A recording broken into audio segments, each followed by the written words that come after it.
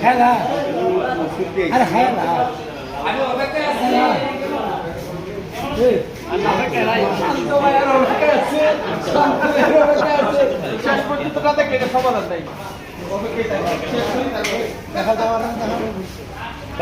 একবার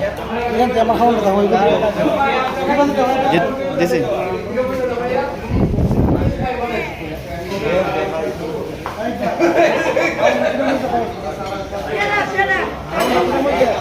ভাই আপনি কেমন আছেন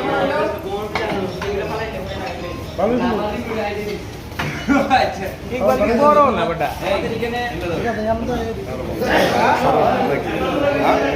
না